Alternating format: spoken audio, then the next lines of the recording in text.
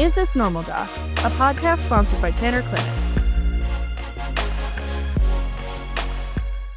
Hello, and welcome back to another episode of Is This Normal, Doc? The podcast where we talk about what's normal and what's not with the expertise of our Tanner Clinic providers.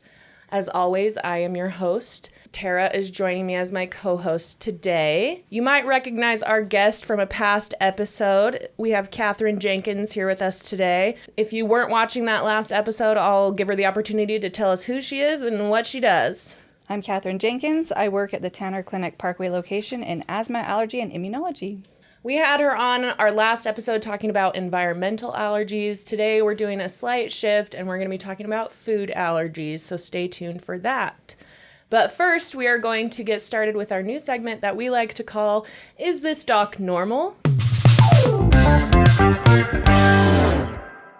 Our first question for you is, who is your favorite fictional doctor? So I really like Dr. Robbie from The Pit. I just started watching that. Did you? It's so good. It's so good. It's very good. I will say that the first thing that popped into my mind was actually Dr. Quinn, Medicine Woman, because I watched that when I was a kid. Yes. And I had no desire to be in medicine at all, but more up to date than that, Dr. Robbie from The Pit. He has a little bit of trauma, but that's what makes He it more does. real. But he also is so relatable, with his patients. So you relate to him as a viewer, but he also relates really well to his patients and to his staff. Mm-hmm. And the fact that he has trauma kind of makes him more human, right? Oh, yeah, Yeah. for sure. All right, so next question is, if you had an ice cream flavor named after you, what would it be? So I don't like ice cream. Everyone's That is blasphemous. Yeah, I know. Everybody thinks it's so weird. I don't like ice cream or pasta. Yep. Hard pass. But if I was, do you want a specific name or what the flavor would be? Whatever your heart is So telling you. I would call it Blush and Burn, and it would be a pink vanilla with candied jalapenos and chocolate chunks. That is so specific. Right? Have you had that combo before? No, if I'm going to eat ice cream, it has to be a vanilla base. I love chocolate, but I don't like a chocolate. It's so rich. And then I love anything spicy. And I love jalapenos. So a candied jalapeno with some vanilla ice cream with just pink, because I love pink. It's my favorite color. And then chocolate chunks, because if you're going to have ice cream, you should have to eat it, chew it. Yeah, I agree. So the only ice cream I ever eat really is just frozen yogurt. And I only eat one kind. And we actually call it Candyland because it's mostly candy. That's not a combo that I would have ever thought of. Yeah. So that's awesome. It's sweet and spicy Yeah. together, just with a smooth undertone. Yeah. Maybe I'll make it one day and bring you I guys know. some. I was like, we should try some Okay, I'm gonna and then do give that. a I'll review. I'll Get make those it for you. jalapeno jams. Have you had that? Mm-hmm. Maybe you put that on top, because then it's the sweet and the jalapeno. Yeah. Okay, our next question is, if you had a theme song that played every time you walked into a room, what would it be? It would be Unstoppable by Sia. Oh, Girl power. Girl power. Yes. Being feminine but being strong. And I love that song because I think because of the patriarchy, there's lots of men and women, or women out there who just don't feel that kind of confidence they need. And I think if more people felt confident, more women felt confident, then we'd have a stronger feminine base in this world. So I like that song because it's just, I'm unstoppable. Well, speaking of girls, we're going to talk about Goldilocks for a minute. Okay. Would you rather have food that's always a little too hot or a little too cold? A little too hot for sure. I am an extremist when it comes to temperatures of things. So my water, any drinks have to be heavily iced. And food, if it's cold, other than I purposely eating cold pizza or something, it needs to be hot. I Interesting. like hot or cold. I'm not really kind of an in-between. So I'd rather So you're not a have it be hot. Goldilocks then? my conclusion is that you are normal. Oh, yay. I mean, the ice cream thing was a little bit weird, I will say. But everyone has that thing. I know people who don't like chocolate, so. I know. My At least you sister-in-law like doesn't chocolate. love chocolate, and I love her, but I don't understand that. Pasta and ice cream don't make me feel good, but give me a baked good any day, I will eat that till the cows come home. So other than that, I feel like you're pretty normal. Love it. Yeah, everyone's got to have one flaw at least. I have many. So on to today's topic. Like I said before, we are going to be shifting to more of a food allergy scope for this episode with Katherine. And I think we're going to talk about what food allergies are, how, different treatments for them. I think we're going to talk a little bit about OIT, which is something that you do, and you can talk about what that is. So I'm excited. All the things. I think a lot of people confuse these three things. So can you clarify what the difference is between a food allergy, a food sensitivity, and a food irritation? So this is probably my all-time favorite question because this is often confused, especially in the world nowadays. Diet culture, different approaches to medicine, this often gets very convoluted. And I have lots of new patients that come to my office convinced they have a food allergy when really they have an intolerance or sensitivity. And I actually just did a presentation to some of the APP providers here about just this last week. So a food allergy is an IgE-mediated allergy. It happens in your body with your IgE cells or different processes that way. It's a true allergy. It results in anaphylaxis. It happens every time you eat the specific food. You have to have an EpiPen on hand. It's very serious, life-threatening. Food intolerances and food sensitivities, many people have those. Not as many people have true food allergy, but intolerances and sensitivities are a big thing. They're very real. It's just that in our culture nowadays, people automatically think it's an allergy just because they don't understand the difference. So intolerance and sensitivity can kind of be used interchangeably. The way that I view it is intolerance is whenever I eat that food, I get bloating, stomach ache, cramping. I don't feel good. It kind of gives me the yuck. Maybe it inflames your throat. And so you avoid it because you kind of avoid it completely because you don't like it. That's me with milk. It's one of the reasons why I don't like ice cream. It makes me sick after, but I'm not allergic to it. I have milk baked into products or other things. I can eat it from time to time, but I know that when I do, I'm going to pay for it later. A sensitivity is similar to the intolerance because you get similar symptoms, but a lot of people that are sensitive can have some, like in a smaller quantity, and not have symptoms maybe every time if they have smaller quantities. But if they have it more and more in their diet, then they will have increase in those symptoms. Does that make sense? Yeah. So IgE, true food allergy, you cannot eat it, you'll have anaphylaxis. Tolerance and sensitivity, you can eat it. Some days it'll be fine. If you eat a lot, it's not great. And again, avoidance, most people do with both of those, but you strictly have to avoid a food allergy. Sensitivity, intolerance, people usually say, I can have cheese and yogurt and ice cream, but I can't drink straight milk. That's kind of Do you find a lot of people have a sensitivity to dairy? Yeah, that's probably the number one thing that brings people in. I mean, we all know, like, if you have too much. Yeah. And a lot of that, I mean, that can be a lactose issue. And so there's things you can do if lactose is the problem. Most of the time I tell people if it's a sensitivity, cut it out for like a week and then try a small amount. So the example I usually give my patients is, and ice cream is the thing I always use because everyone loves ice cream. Yes. But me. So say you had like one scoop of ice cream and you had that Sunday night with your family dinner. And then you go a week and you're like, oh, that's great. So the next Sunday night you have another scoop because you felt really great last week and it was fine. So you have that scoop the next Sunday night and you feel fine again. But then a couple days later you're at work and they're having a Sunday bar and you're like, well, it was fine when I did it on Sunday and last week, so I'm going to do it. And you have it and maybe you're like, but it's okay. So here comes the weekend, someone's birthday, they're having cake and ice cream. And so you're like, well, I've had it now 3 times and been fine. And you do it. And by then or the next time you have it, you feel terrible because you've had a huge quantity of it. Where if you stick to smaller quantities, not as often, you can tolerate it better. Your body just kind of has a harder time breaking it down over and over again. So can food allergies develop later in life? They can. It's less common for that to happen. But yes, we do see that happen occasionally with people. They'll come in. Oftentimes it's to random things rather than the typical food allergies that we see in kids and teenagers. But yes, you can develop an allergy at any time. What about food intolerance? So we often see that where, people will come in and say, like, I've eaten things my whole life. I've never had any issues. And now I have it. I used to feel like I saw people in their 40s and 50s coming in with this, and now I feel like it's getting younger. So I'm not entirely certain part of it is the American diet, for sure. We have different diets, not diets, but different guidance to food or eating that we'll give to people when they come in for this. But a lot of it is highly processed foods that are really rich, greasy, fatty. And there's lots of other problems. You can have gallbladder and other problems with that. But it's just, it seems like it's getting younger and younger that people are having a harder and harder time processing and digesting foods. Are food allergies something that run in families? So I see both.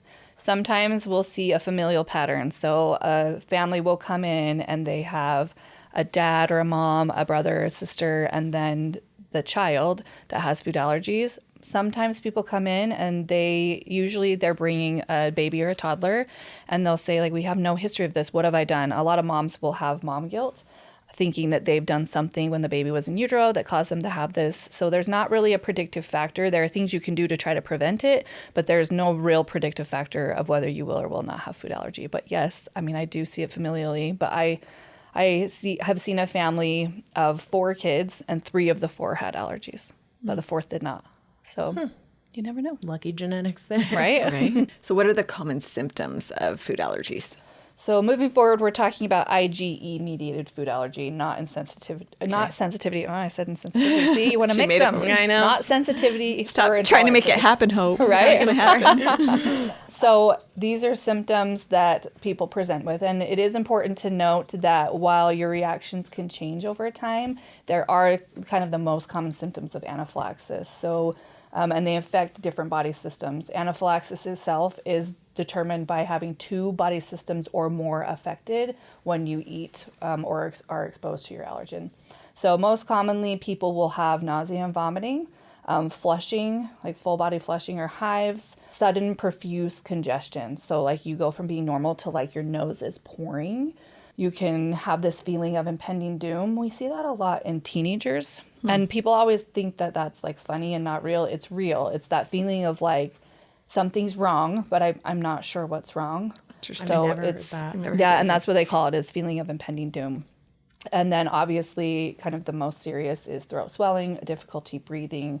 That's what most people associate with anaphylaxis. The problem with only associating breathing difficulties is there are many other things that can happen that really require epinephrine. And while breathing, the ABCs, airway, breathing, circulation is important and obviously life-threatening, there are other components that make a difference. And so it's important that people understand kind of all of the things that can happen. So when do you use the EpiPen then? Like 2 body systems or more. Okay. Or if you feel like breathing is rapidly becoming a problem, go for it. Epi is adrenaline. So no one's allergic to epinephrine because we all have adrenaline in our body. What we're doing is giving you an adrenaline crash, making your cells work in a way that will decrease those symptoms. Hopefully it will make them go away completely.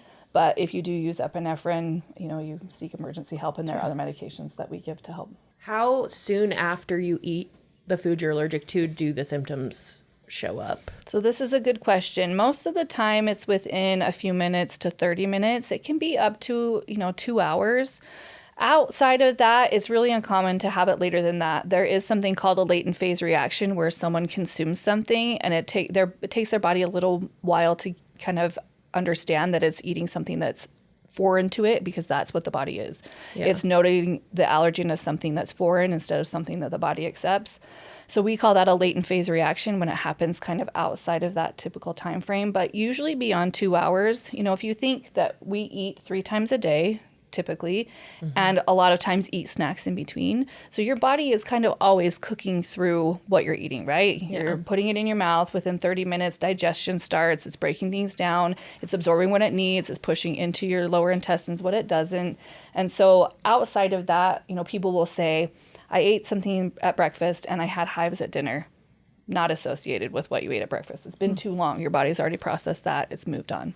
I didn't know it could take up to 2 hours. Yeah, it's less common, but most of the time it's pretty immediate, within 15, 30 minutes, 45, but it can be longer than that. I can imagine if you didn't know you had an allergy and then you eat something and then 2 hours later you have a reaction and you're like, what did I eat? Yeah. What was it? So I have a friend that whenever she eats kiwis, she gets an itchy tongue. Is that a food allergy? That is something called oral allergy syndrome. Okay. So that's where typically fruits and vegetables, more commonly those with skins and rinds, they have a cross-reactivity to trees, grass, weeds, and so the body recognizes them. So people have environmental allergies, but then when they eat these fruits and vegetables uncooked, usually when they're cooked, they don't really have a problem or not as bad of a problem. Yeah. Usually, again, it's just GI symptoms, so itchy mouth, throat. Sometimes people can feel like their throat is swelling. If you have serious enough environmental allergies, you can go into anaphylaxis. That is less common, but that is something. But oral allergy syndrome is where your environmental allergies, your body is identifying the foods that have cross-reactivity as that, and so it's causing you to have a reaction that way.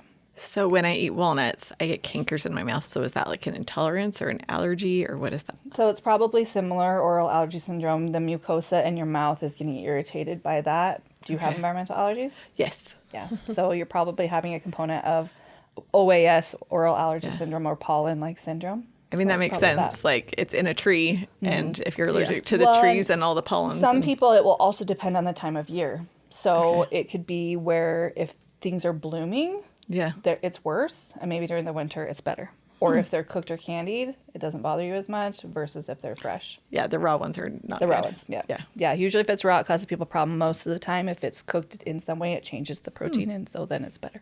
I'm going to try to eat them in every season and see what happens. There you go. Conduct your own research study. There you go. But you can take antihistamines to help that. If you're having issues and you really want to eat a food, you can take antihistamines. If you're having more serious symptoms, though, then you need to see an allergist.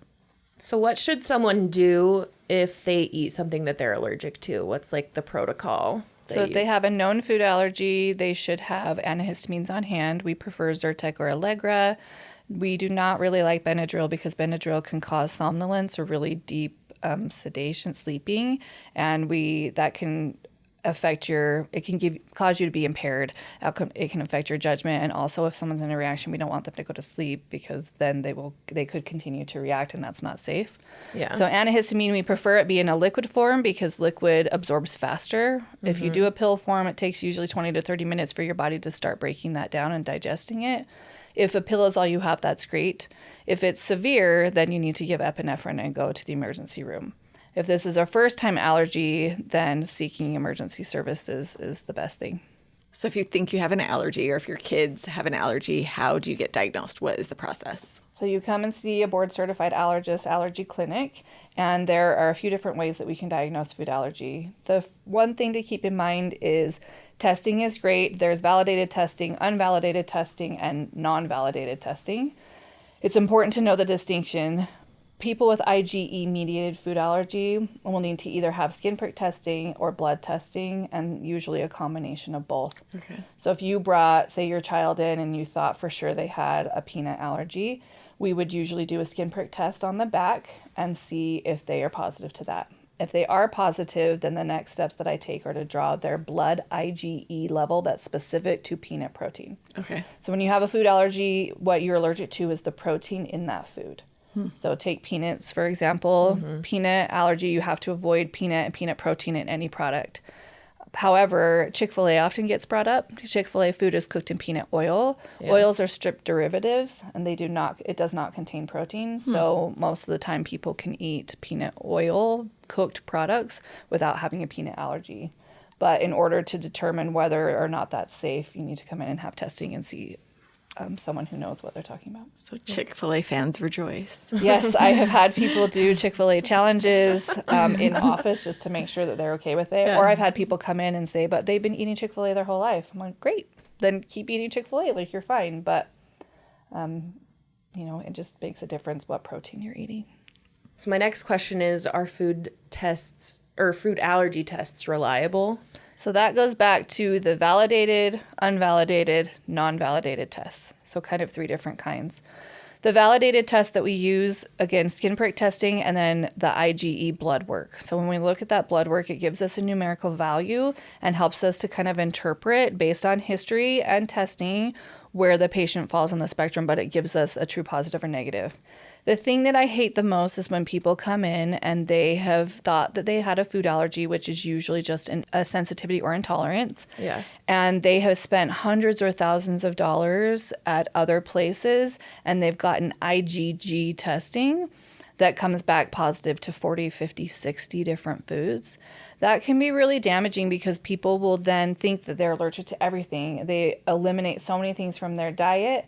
They usually feel better because American diet is not great, right? Again, lots of processed foods, fast foods, greasy, high fat.